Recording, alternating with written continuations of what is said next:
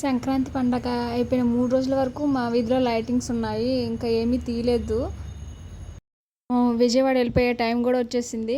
ఆ టైము 3:30 ఆ టైం అప్పుడు లెగిసామండి. అప్పుడు బయట వాకిట్లో ముగ్గేసి ఇంకా దీపం పెట్టేసి ఇంకా ఆ టైం అప్పుడు ఎంత మంచు పడుతుందంటే ఆ టైంలో ఏ ఆటోలు దొరకవు కదా! మేము ఆటో బుక్ చేసుకున్నాం అనమాట.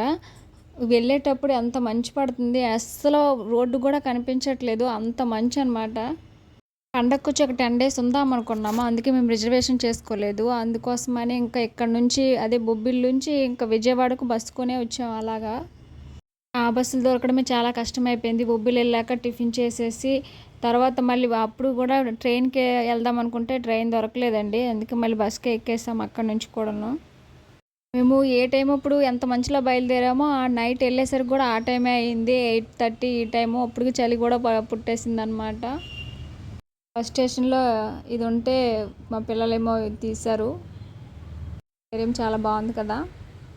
బొబ్బిలి నుంచి విశాఖపట్నంకి ఒక బస్సు, విశాఖపట్నం నుంచి బొబ్బిలికి ఒక బస్సు. మాకు ఈ జర్నీతో రిజర్వేషన్ చేసుకోకుండా రాకూడదు అనిపించింది. అంత కష్టం అనిపించింది అనమాట ఈసారి మాత్రం.